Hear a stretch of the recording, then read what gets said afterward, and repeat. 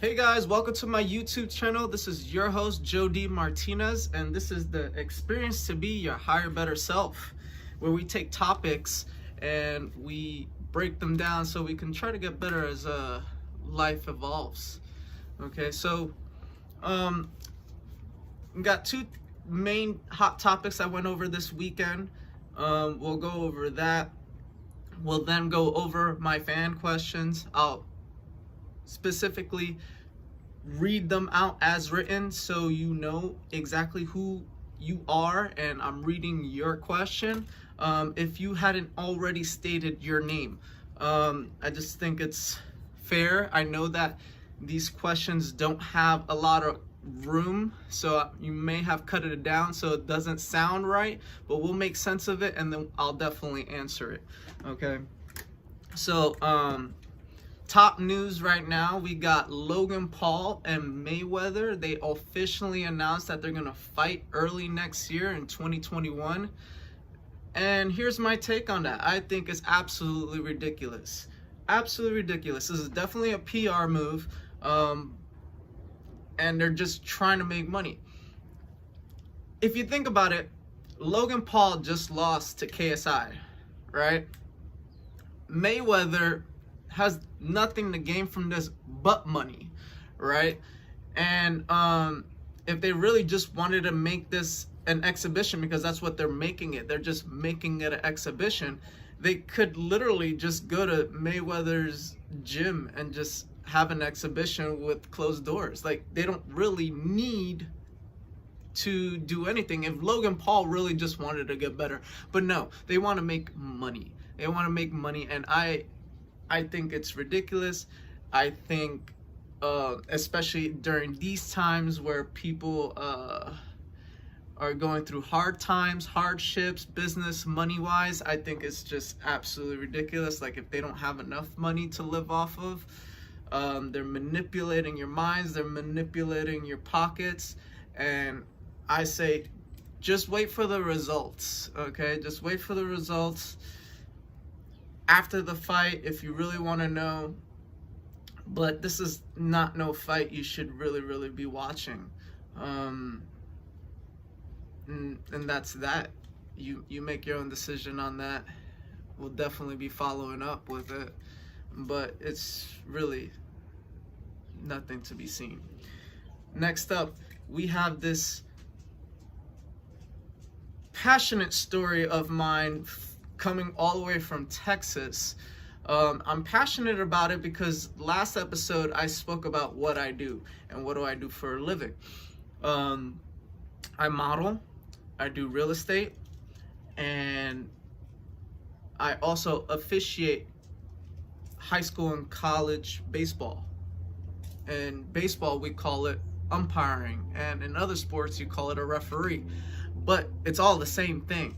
We are the third party person making an unbiased call, okay? What we see is what we call, and what we call is what we know of in the rule book. Plain and simple, right? So we'll go on with the story, and then I'll give my take and my personal opinion, and you guys reflect on it, and hopefully you guys take it to your life a little bit more considerately when you're in these type of situations. So we have Emmanuel Duran, a senior at Edwinburgh High School in Texas.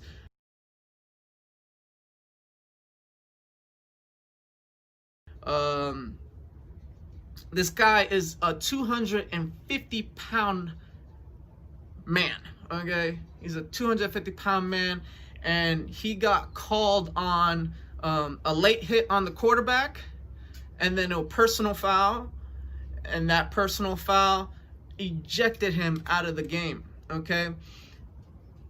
Duran did not like that, okay? And he then stormed onto the field and absolutely took out this official, this referee.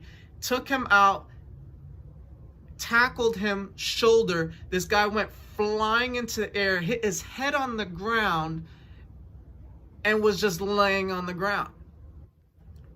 This is absolutely wrong in all ways, shape, or form, in any sport. It should not have even come close to that. He shouldn't even have made it 10 yards onto the field of that referee. Shame on those coaches. The athletic directors are to be blamed as well. Because, all right, again, I do high school and college baseball, okay? In high school, those guys, those referees, don't even make 3 figures, okay? So we're talking less than $100, okay? They do this because they love the game. They're passionate about the game. They want to have fun on the field as if they were a kid themselves, and motivate and inspire these kids to do better, okay? In any which way, shape, or form, whether it is in that sport or it is off the field. Those experiences relate on and off the field. So I'm very passionate about this because I see this happen way too much, especially in baseball. Parents get out of hand. And I even had a situation where I ejected somebody out of the game and the athletic director was nowhere to be found, okay? I think he went to go get an ice cream on his cart. So then after the game, I was walking back to my car with my partner. Luckily, I am experienced enough to have a partner on the field. Some people are not experienced enough and they are doing a solo game, okay, by themselves. So basically after the game, me and my partner walked back to the parking lot, and thankfully, you know, we're bold enough to take charge and diffuse the situation. But some people aren't like that. And we actually needed help by other fans to separate us between the guy that had an argument because of the call that I made. So in a nutshell, those are the things that would help us. I really want to take note and highlight that this needs to stop on all fields, on all parties. That athletic director needs to take charge and responsibility and needs to actually be there, okay? They need to see the whole situation. We don't want to just give you a report, okay? Because then if we give them a report and then the coach gives a report, all of a sudden there is no film. The athletic director needs to be the third party person to be like, yeah, I saw that and I saw that, and then come to their own conclusion, okay? And let's see who's right and wrong, or what could have been done. There's a lot of life lessons in all of these things, and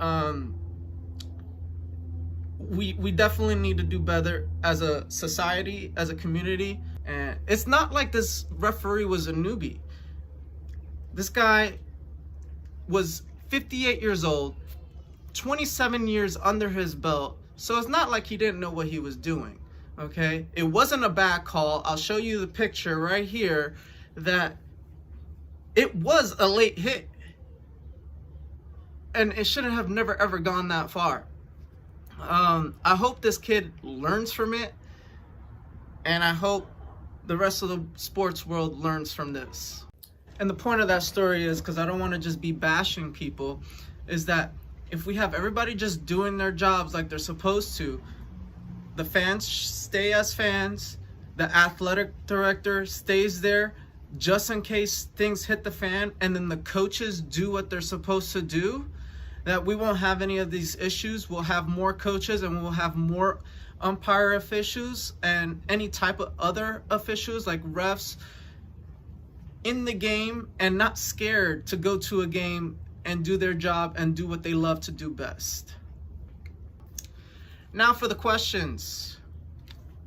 First question is from DJ Brewster. I wanted to know, what is sexuality, or are you in a relationship? Again, I'm reading these questions as they were written. Doesn't mean that they're illiterate or anything. Just means that they probably didn't have enough space to write these questions. So yes, my sexuality, I am straight. I know I'm not in a relationship. Working too hard on my careers that I have going on. I'm coming up with a website company, and I don't really have time, room, or energy for another human being in my life. So yes. Efrain Guerrero, where did you learn your stand-up game, and are you still training? I learned my stand-up game in karate. I took karate when I was younger, became a brown belt, then I stopped just to play baseball. And then later in my life, after high school, I trained Muay Thai and some boxing. But mostly when it comes to my stand-up game, it really just comes down to where I grew up, which was in New York, and sometimes you just had to handle things on your own. So that's where I learned my stand-up game. Am I still training? No, because I'm currently injured. I might have torn my meniscus. So right now for training, I am watching videos, and I am hitting the bag and transitioning in transitions. When it comes down to grappling, I am just doing muscle memory movements. So I'm just doing the movements, but I am not rolling. What are 3 important mottos you try to live by every day?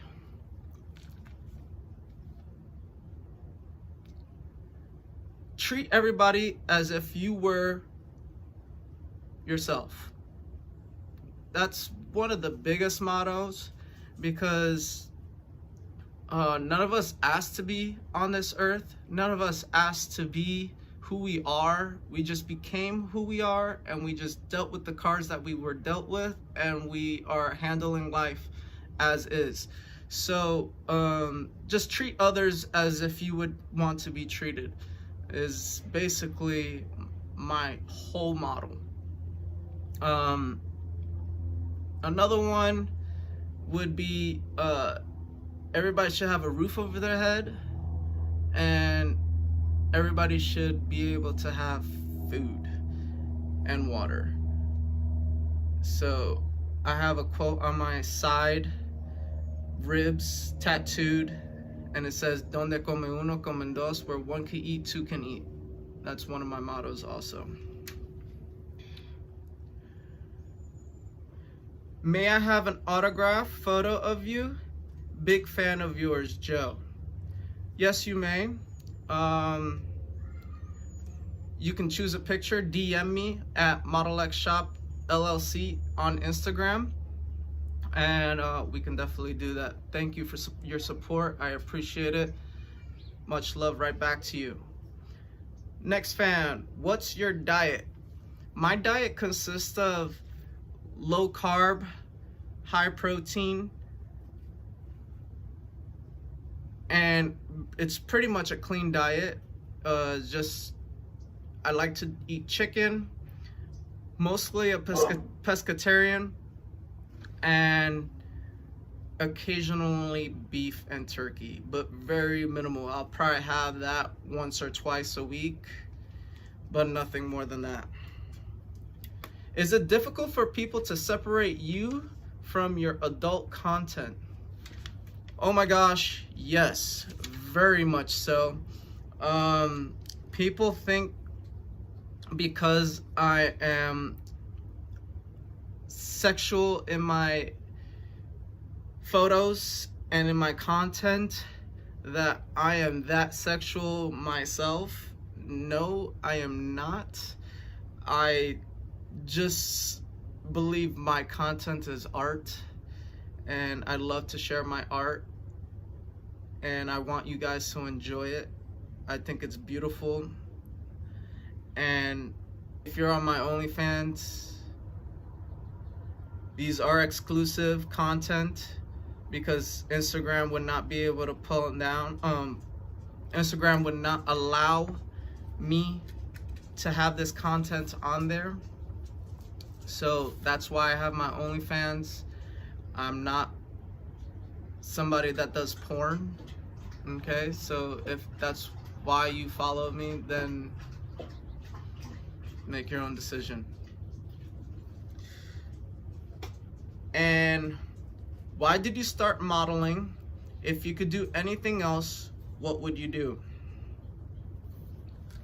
I started modeling not because I wanted to, but just because it kind of landed in my lap. I was just this average 16-year-old boy trying to get a job so I can drive, because out here in California you could drive at that age. So I just wanted a car, and I wanted a job to be able to do so I could get my own car and have that my own freedom. And I worked at Abercrombie & Fitch. That was my first job, and once corporate office took an eye on me, they liked me a lot, and they flew me out to Ohio. I was on their campaigns, and that's basically how I started my modeling career. After that, I was like, wow, that was super fun. Let me get myself a agent to represent me, to make more money, and to even just get more of these type of jobs. And that's how I started. So if I could do anything else, what would I do? And that would be what I'm doing right now, is inspiring other people to be themselves and even better than they are currently right now. And I want the world to always have a roof over their head and water and food on their plate. That's my goal as an influencer.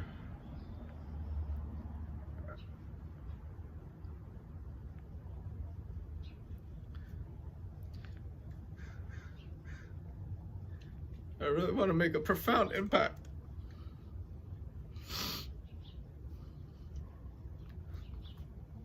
Just based on that.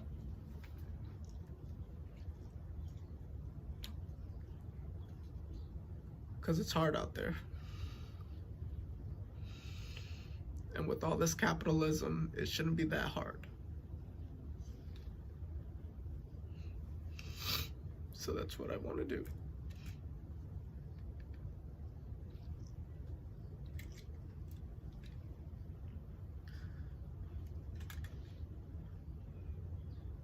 Thanks for coming to my YouTube. I hope you like it. Hit the like button, hit the subscribe button. Continue following me in my journey. I love you guys. Let's make the world a better place.